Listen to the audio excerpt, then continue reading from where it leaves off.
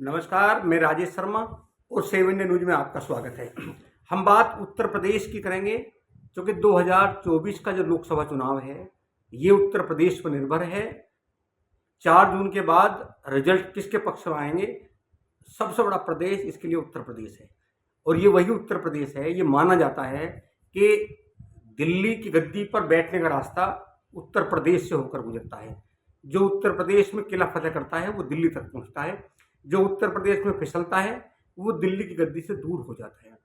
ये एग्जाम्पल है, चूंकि अगर हम 2014 की बात करें तो 2014 में भाजपा ने 71 सीटों पर यहाँ विजय पताका फहराई थी। इसके साथ में 2 उनके सहयोगी दल थे, तो टोटल 73 सीट यहाँ से मिली थी। हालांकि 2019 की अगर हम बात करें तो 2019 में 9 सीट कम बीजेपी को मिली और यहाँ सपा और बसपा खाता खुला। अब हम बात करते हैं 2024, क्योंकि 10 साल का जो कार्यकाल है सरकार का, उसमें एंटी इनकम्बेंसी एक बड़ा फैक्टर इस समय भाजपा को झेलना पड़ रहा है। पश्चिम से लेकर पूर्व तक लगातार एक तो उन तमाम सांसदों का लगातार आम जनता के साथ विरोध हो रहा है जिन्हें बीजेपी ने तीसरी बार टिकट दिया है। वो पश्चिम से लेकर पूर्व तक लगातार लोगों का नारा है कि मोदी से बैर नहीं और प्रत्याशी तेरी खैर नहीं। तो एक तो ये क्योंकि ये ठीक बात है, मोदी ने देश के लिए बहुत काम किया, लेकिन सांसदों को ये दिख गया था 2014 के बाद कि वोट तो मोदी के नाम पे मिलेगा, चाहे काम करो या ना करो, और इसका खामियाजा अब भाजपा को भुगतना पड़ रहा है। अब मैं बात करता हूँ क्षत्रिय समाज की। हालांकि यूं तो क्षत्रिय समाज का गुस्सा लगभग पिछले अगर हम बात करें तो 8-9 महीने से उबाल पे था। आक्रोश था तमाम क्षत्रियों में। आक्रोश की वजह थी कि भाजपा में जिस तरह दिल्ली दरबार में बैठे 2 लोग तमाम फैसले लेते हैं, संगठन का निर्णय कोई उनके लिए मायने नहीं रखता, अब खुद निर्णय होता है, तो ऐसे निर्णय को लेकर क्षत्रिय समाज लगातार उबाल में था। और उबाल था छत्तीसगढ़ को लेकर, मध्य प्रदेश को लेकर और राजस्थान को लेकर, क्योंकि जो यहाँ क्षत्रियों के बड़े छत्रप थे जिनके बल पे यहाँ भाजपा खड़ी हुई, उन सबको एक सिरे से एक तरफ बैठा दिया गया, उन्हें गद्दी से अलग कर दिया गया। तो कहीं ना कहीं इसको लेकर आक्रोश था, लगातार चर्चा हो रही थी, क्योंकि बीजेपी के जो 2 नेता हैं, मोदी जी और अमित शाह जी के खिलाफ कोई बोलने की हिम्मत नहीं कर रहा था, सब लोग चुप थे। लेकिन कहीं ना कहीं क्षत्रिय समाज में ये आक्रोश था। और जब चुनाव का बिगुल फूकता है तो एक बड़ी गलती गुजरात से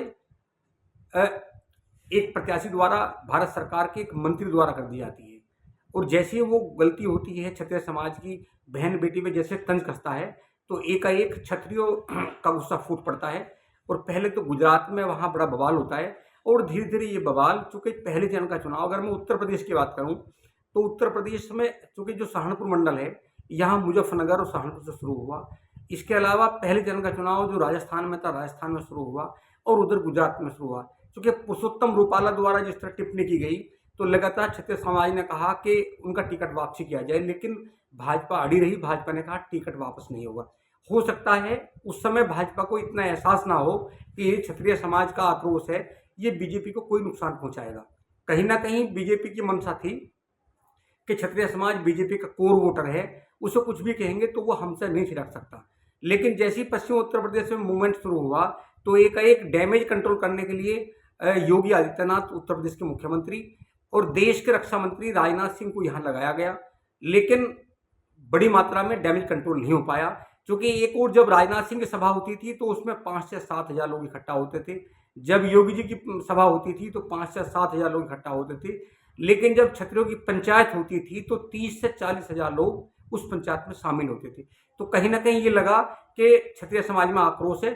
और क्षत्रिय समाज को लगातार जो पंचायतें चली, पंचायत में कहा भी गया कि 4 जून के बाद अगर पुनः फिर मोदी जी सत्ता में आते हैं तो योगी आदित्यनाथ को हटा दिया जाएगा। हालांकि ये जो गुस्सा था, इस गुस्से को शांत करने में बीजेपी का जो एक बड़ी लीडरशिप है वो नाकामयाब रही। वो क्षत्रियों को समझा नहीं पाई, और समझा तो इसलिए नहीं पाई क्योंकि बीजेपी के बड़े लीडर ये स्पष्ट नहीं कर पाए कि अगर 4 जून के बाद बीजेपी की गवर्नमेंट तीसरी बार बनती है तो योगी जी नहीं हटेंगे। ऐसा ही अब चूंकि पश्चिम में चुनाव हो गया, अब पूर्वांचल में चुनाव है, तो अब ये एहसास हुआ भाजपा लाकमान को कि जिस तरह नाराजगी पश्चिम में थी, अगर यही नाराजगी पूर्व में होगी तो बीजेपी को यहाँ विजय पताका फहराना, 2019 का रिकॉर्ड दोहराना, या 2014 का रिकॉर्ड दोहराना बहुत बड़ी बात होगी। तो यहाँ चूंकि भाजपा लाकमान को योगी आदित्यनाथ पर भी विश्वास नहीं हुआ, फिर कमान संभाली देश के गृह मंत्री अमित शाह ने। क्योंकि पूर्वांचल का क्षत्रिय समाज में उबाल उस समय आया जब एक प्रकरण में धनंजय सिंह को जेल भेज दिया गया। उनकी पत्नी श्रीकला रेड्डी को इधर बसपा ने अपना प्रत्याशी घोषित कर दिया। दूसरी ओर ब्रजभूषण शरण सिंह को लेकर लगातार हरियाणा पंजाब में लगातार हंगामे की स्थिति बनती रही, वहां तनाव हुआ। ब्रजभूषण शरण सिंह लगातार बीजेपी को चेतावनी देते रहे कि अगर उन्हें टिकट ना हुआ, नहीं मिला तो चुनाव जरूर लड़ेंगे। उन्होंने ये भी कहा कि अगर बीजेपी टिकट देती है तो 1 लाख से जीतेंगे और बीजेपी टिकट नहीं देती है तो फिर 4 लाख से जीतेंगे। दूसरी ओर कुंडा, प्रतापगढ़ का कुंडा, चूंकि रघुराज सिंह उर्फ राजा भैया, रघुराज प्रताप सिंह और राजा भैया, इनका अपना एक अहम योगदान भी है। और एक पूर्वांचल का, चूंकि छत्रा फैं ठाकुरों के एक बड़ा गुट पूर्वांचल का इनके साथ रहता है। पूर्व में जब बसपा सरकार थी तो राजा भैया के पिता उदय प्रताप सिंह को जो झेलना पड़ा, जो जेल जाना पड़ा, उन सबको लेकर राजा भैया ने 2018 में जनसत्ता दल लोकतांत्रिक पार्टी का गठन किया। हालांकि आनंद फानंद में जब 2019 का लोकसभा चुनाव हुआ तो उन्होंने चुनाव लड़ा, लोकसभा का अपने प्रत्याशी को लड़ाया, लेकिन वो जीतने में नाकामयाब रहे। लेकिन इस बार जैसे ही राजा भैया को लगा कि राजा भैया भी कहीं ना कहीं ब्रजभूषण शरण सिंह या धनंजय सिंह के साथ खड़े हो सकते हैं, तो एकाएक 8 दिन पहले गृह मंत्री अमित शाह का फोन राजा भैया पर आता है और गठबंधन के लिए उन्हें बाकायदा बेंगलुरु एक प्रोग्राम के बहाने बुलाया जाता है। उसके लिए बाकायदा एक विमान की व्यवस्था होती है, सरकारी विमान की।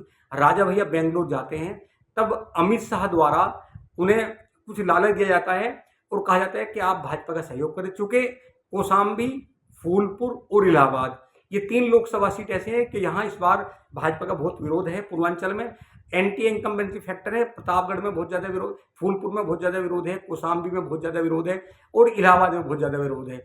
बीजेपी डर की वजह से प्रत्याशियों को टिकट नहीं बदल पाई। जो पहले 2 बार से प्रत्याशी थे उन्हें फिर रिपीट कर दिया। उनको लेकर जनता में बहुत ज़्यादा आक्रोश है।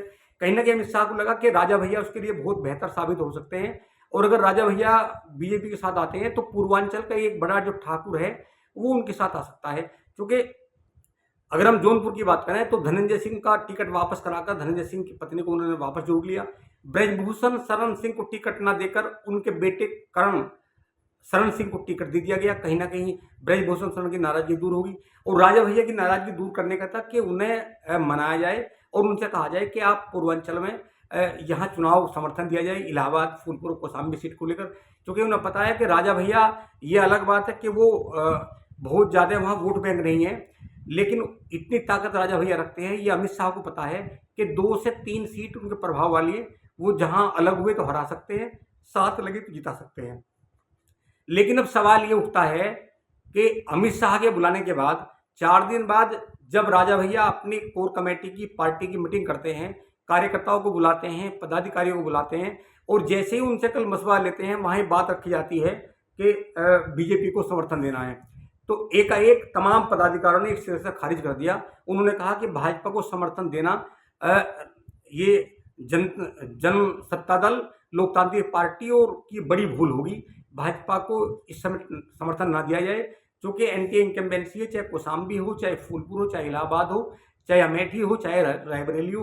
कहीं ना कहीं भाजपा को लेकर, भाजपा के खिलाफ वहाँ लोग विरोध करने में उतारू हुए। तो जैसे ही कल मीटिंग का निर्णय हुआ तो उसके बाद प्रेस कॉन्फ्रेंस करते हैं राजा भैया और घोषणा कर देते हैं कि राजा भैया और उनकी पार्टी के तमाम पदाधिकारी का निर्णय हुआ है, वो भाजपा को समर्थन नहीं देंगे। हालांकि केंद्रीय मंत्री संजीव बालियान कौशाम्बी में थे, वो अमेठी में हैं, क्योंकि विनोद सोनकर कहीं ना कहीं उनके साथी हैं, लगातार उनके साथ भी रहे हैं, वो भी 2 बार सांसद रह चुके हैं। उनके साथ राजा भैया के पास जाते हैं, क्योंकि अमित शाह के द्वारा दूत बनाकर उन्हें भेजा जाता है, लेकिन राजा भैया इनकार कर देते हैं। उन्होंने कह दिया कि संजीव बालियान उनके अच्छे दोस्त हो सकते हैं, लेकिन जहाँ तक पार्टी का मामला है तो बीजेपी को वो समर्थन नहीं देंगे।